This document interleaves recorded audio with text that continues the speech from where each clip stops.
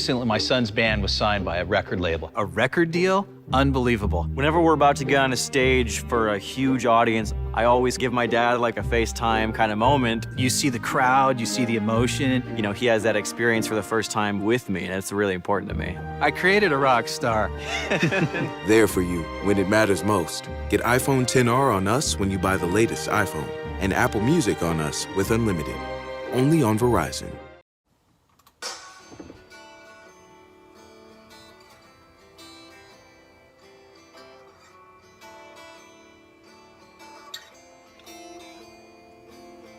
Think you need some help, boy? Something's wrong, boy, and right. Slow, slow. I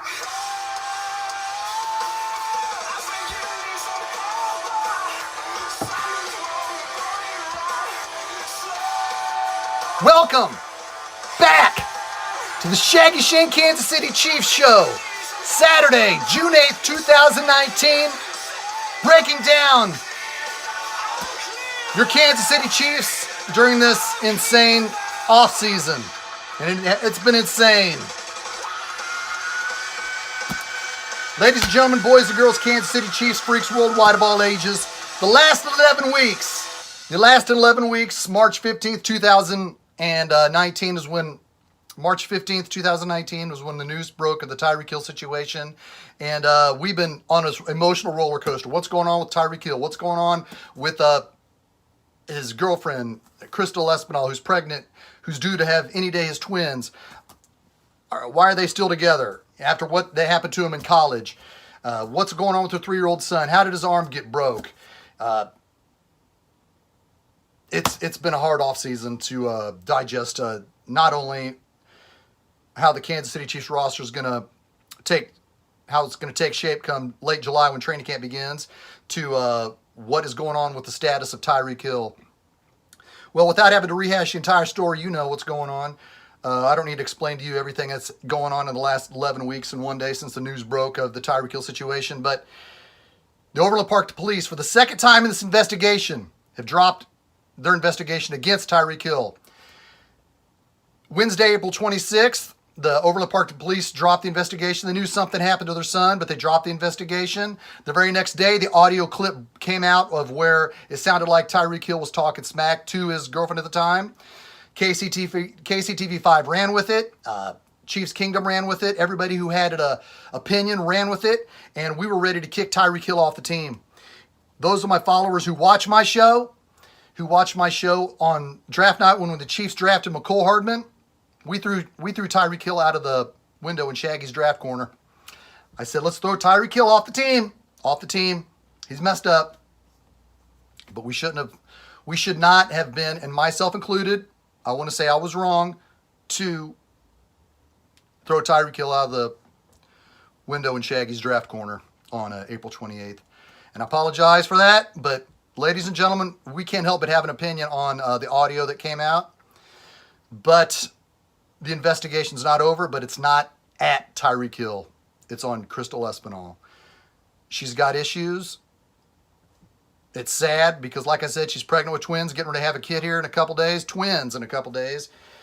There was pictures of Tyreek Hill and his son at the park last weekend. Looked like they were having a good time hanging out. So evidently Tyreek Hill has the rights to hang with the son and be with the son, and that's a good thing.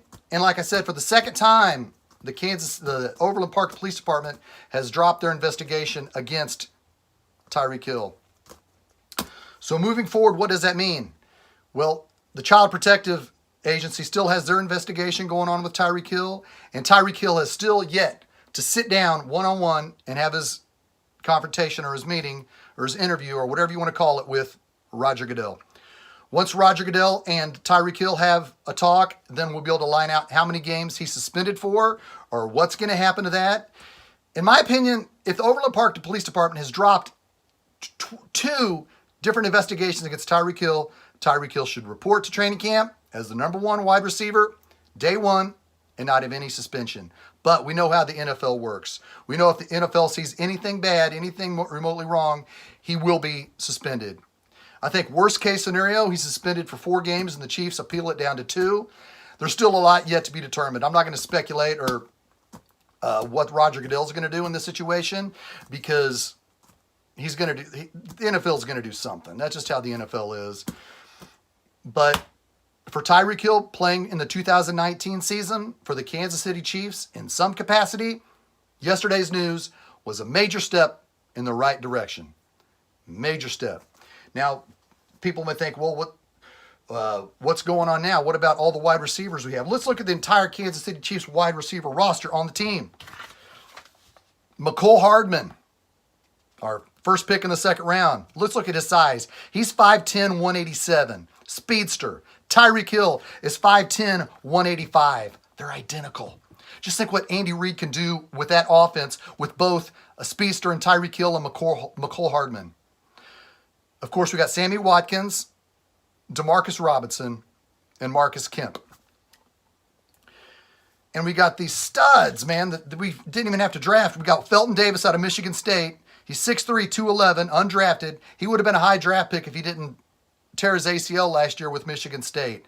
So he's going to try to make the team. And after the draft was over, at the end of April, the Chiefs took wide receiver Jamel Custis out of Syracuse. He's 6'6", 215. Well, 6'5", 6'6". He's a tall wide receiver with great hands. These are big body wide receivers that the Chiefs want to look at, and it's going to be a fun battle to watch. Follow me in training camp, because I'll be there with my homies, Clay Windler and Lance Twidwell. Again, we'll be up there watching these cats work out. But the whole wide receiver situation is going to be an intense battle. It's going to be fun to watch. But the people that are going to make the team at the end of the day, wide receivers, all these wide receivers on the roster and what you can do with them, these guys that just came in that were undrafted are going to have to be special team gurus. Demarcus Robinson, his rookie season 2016, he hardly played at all. He was only on special teams. He worked his way up the roster. Can Felton Davis and Jamel Custis play on special teams? I don't know. These are big body wide receivers. I don't know if you want them running up and down the field on kickoffs and punts. But how do you push Tyreek Hill, Sammy Watkins, and Demarcus Robinson out of the top three? How do you do that? Marcus Kemp's been on the team for 2 seasons, going into his 3rd year as a special teams guy alone. Byron Pringle is having a great camp. Great OTAs, he's looking good. But we know about Sammy Watkins' durability. It's going to be a fun battle to watch, ladies and gentlemen. So with that being said, I'd like to answer a question from one of my followers and subscribers. His name is Chris Schultz. He's got a question about Khalil McKenzie and Byron Pringle. And his question is, what do you think about Khalil McKenzie making the team? Has changed from defensive line to offensive line. I think with the guard situation right now, the Kansas City Chiefs got Andrew Wiley, Cam Irving, Lawrence Duvernay-Tardif, and Khalil McKenzie, and Nick Allegretti, a late draft pick out of Illinois. The Chiefs might want to work in. As far as Khalil McKenzie making the team, he should make the team. He should at least get a good look in training camp, because of the fact that the Chiefs lost Mitch Morse as a center. They may move Cam Irving to center. They may move, maybe they'll try Khalil McKenzie at center. There are some different centers that they're using right now in OTAs that they're going to want to look at. But I think that's going to be an interesting match for Khalil McKenzie. I definitely like him making the team as depth chart, as a backup. He's big body. Big body's quick in space. He's a mauler. He can get after it. If the Chiefs didn't see those tendencies last year, they wouldn't have taken him in the late round of the 2018 draft and converted him from a defensive lineman to an offensive guard. As for Byron Pringle, the kid's producing in OTAs. He's 6'2", 205. He's having a great camp. But doggone it, he pulled that hamstring and he went on the injured reserve last year. But I think they put him on injured reserve last year just to protect him. So I like Byron Pringle. I like him. I hope he makes a team. But this wide receiver bunch is stacked, as well as the running backs. Damian Williams, Carlos Hyde, James Booby Williams, Darwin Thompson, Darrell Williams. They're going to have a lot of offensive threats to look at. We'll look at that in training camp. But ladies and gentlemen, I just wanted to give you my take on the Tyreek Hill situation today. It's frustrating, but it looks clear now for Tyreek Hill to be on the team in 2019. And if you're a fan of the Chiefs, if you want what's best for the Chiefs, you want Tyreek Hill on the team. I know some people say, hey, Shaggy, I liked your idea of trading Tyreek Hill for Patrick Peterson once all this lines out. Yes, the Patrick Peterson situation has been talked about, the cornerback from Arizona, and I brought that up on The Spoken with Lance Twidwell and Clay Windler and Trevor Twidwell. I said, what do you guys think about once this lines out, trading Patrick Peterson or trading Tyreek Hill for Patrick Peterson? Well, now Patrick Peterson's got a 4-game suspension, and now Tyreek Hill, we don't know what kind of suspension he has. Would it break even now that the Chiefs drafted McCole Hardman? I don't know. I don't think that'll happen, but it is something to dissect, think about, pontificate, and discuss in all your favorite message boards. But I think they will keep Tyreek Hill, and I want to give major props. We all need to give major props to Brett Veach and Andy Reid because the heat was strong. The heat was so strong on the entire Chiefs, from Chiefs Kingdom to Brett Veach, to cut Tyreek Hill. They demanded, please cut Tyreek Hill. Please. After the draft, people were going freaking nuts wanting to cut Tyreek Hill. And the heat that came on Brett Veach to stay with them, to stay the course, and Clark Hunt, to keep Tyreek Hill was the right thing to do. And they did the right thing. Props to Brett Veach and props to Andy Reid and Clark Hunt. Because they didn't hesitate to cut Kareem Hunt. They cut Kareem Hunt so fast, I think they might have thought, hey, that might have been a mistake, because now Kareem Hunt is getting a redemption story in Cleveland. And if Kareem Hunt, if the Chiefs, let's say the Chiefs, Clark Hunt felt the heat along with Brett Veach, and they cut Tyreek Hill a month ago. Well, now you got this situation coming out where, oh, the Overland Park Police dropped the report, and then the New England Patriots pick up Tyreek Hill. How much would that suck? But the Chiefs did the right thing, and they hung on to Tyreek Hill. Major props. We got Patrick Mahomes here, the MVP, the best quarterback in the National Football League. Heck yeah. It's an exciting time to be the Kansas City Chiefs fan. An exciting time, baby. All right, ladies and gentlemen, boys and girls, Kansas City Chiefs freaks worldwide of all ages.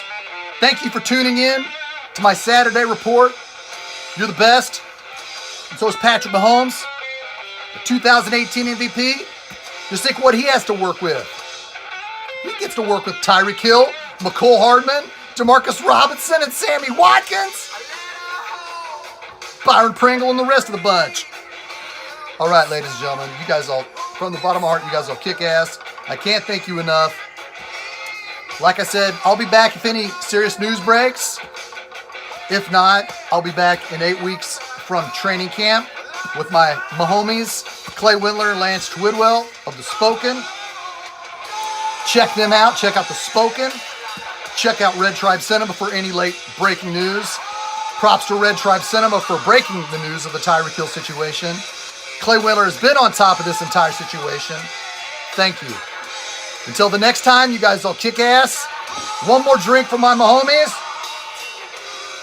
Because you know Arrowhead Stadium, 4 miles away, is only a short drive. Until then, till any news breaks, you guys all kick ass. This is Shaggyshane saying, go Chiefs.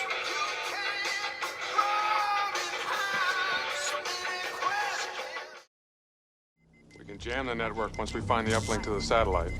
Then we'll broadcast the truth. Truth hasn't been very popular lately.